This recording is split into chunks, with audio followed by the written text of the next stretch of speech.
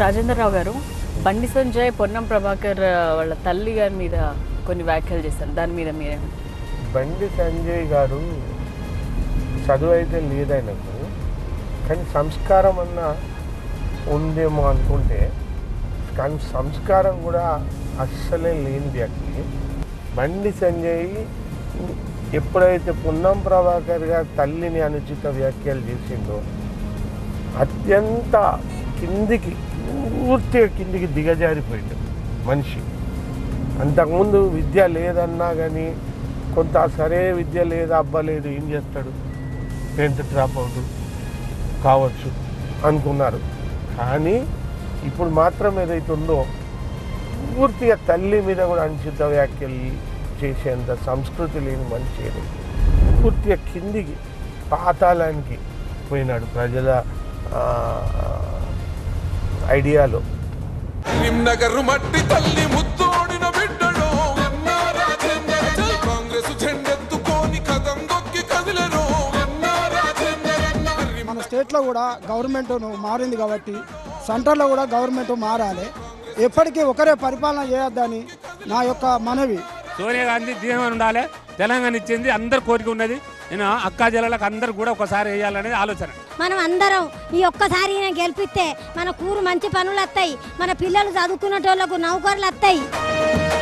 జనం బిడ్డలను బిడ్డ జగపతన్న తనయుడు చిన్ననాడు తండ్రి నుండి ఎన్నో నేర్చుకున్నాడు. కాంగ్రెస్ కార్యకర్తలు నేతలు ఫుల్ జోష్ లో కనిపిస్తున్నారు. ఖచ్చితంగా అధిక మెజారిటీతో గెలుస్తాము అని ధీమాన్ వ్యక్తం చేస్తున్నారు. కొంతమంది ఉన్నారు, వారితో మాట్లాడదాం. కేంద్రంలో కూడా కాంగ్రెస్ ప్రభుత్వం వస్తే ఇలా రాష్ట్రానికి ఎంతో తోడ్పాటు ఉంటుందనే ఉద్దేశంతో ప్రజలు కూడా ఇదంతా గ్రహించేసి చేసి కాంగ్రెస్ పార్టీని గెలిపించడానికి సిద్ధంగా ఉన్నారు. మంచి విద్యావేత్త, అపరమైన నాలెడ్జ్ ఉంది. సో ఖచ్చితంగా ఏ రకం ప్రణాళిక చేయాలి, ఏ రకంగా అభివృద్ధి చేయాలి, వాళ్ళకు పర్సనల్ మేనిఫెస్టో తయారు చేసుకున్నారు. కరీంనగర్ కోహినూర్ అని చాలా అభివృద్ధి కార్యక్రమాలు పొన్నం ప్రభాకరన్ చేశారు. కావున అవన్నీ దృష్టిలో పెట్టుకొని ప్రజలు మొత్తం మన వెలిచాల రాజేంద్రరావు గారికి ఓటేసి చేకూర్చుని గెలిపించాలని కోరుచున్నాం.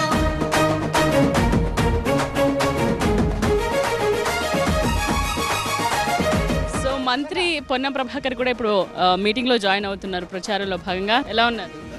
ఎంపీ గారిని అడగండి, కాబోయే ఎంపీ గారిని. మనం ఉదయం నుంచి మేము ఫాలో అవుతున్నాం, ఆయనతోనే ఉన్నాం. ఇప్పుడు నేను జాయిన్ అయినా. రాజేంద్రరావు గారికి సీట్ రావడంలో మీరు కీలక పాత్ర. కాంగ్రెస్ పార్టీ నాయకత్వ నిర్ణయం. మేము అందరం ఆయన ఎంత మెజారిటీతో గెలుస్తారని మీరు అనుకుంటున్నారు? చాలా పెద్ద ఎత్తున మెజారిటీ. మొన్న ముఖ్యమంత్రి గారే 1,00,000 మెజారిటీతో గెలవాలని ప్రజలందరితో 1,00,000 మెజారిటీ, 1,00,000 పక్కా 1,00,000 అనిపించింది.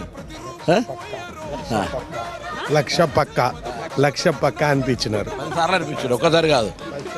సిరిసిల్ల అట్లా కాబట్టి మేము కూడా వీఆర్ టార్గెట్ 1,00,000 మాకు మెజార్టీ చాలా ఎక్కువ, పూర్తి అజీర్తి కూడా వద్దు. మీ బలం ఏంటి, వాళ్ళ బలహీనతలు ఏంటి అంటే? వాళ్ళు ఫెయిల్ అయినరు 5 ఎంపీ. వాళ్ళ నాయన ఇరిగేషన్ డిపార్ట్మెంటు టీచర్ నౌకరి, మా వాళ్ళ నాయన ఎమ్మెల్యే ఎమ్మెల్సీ ప్రజాప్రతినిధి, చదువుకున్నాడు, జ్ఞానం ఉన్నది, ఒక విజన్ ఉంది. వాళ్ళకి విజన్ లేదు. నేను కరీంనగర్కి ఇది చేసినా ఇది చేస్తా అని చెప్పినా ఒక్కసారి మీరు ఇంటర్వ్యూలు ఎక్కడన్నా ఏదైనా ఇంటర్వ్యూలు చేయండి, మంచో చెడో నీకు నచ్చిందా నచ్చలేదా ఒక విజన్ పెడుతుండు కదా ముందట. That is the difference.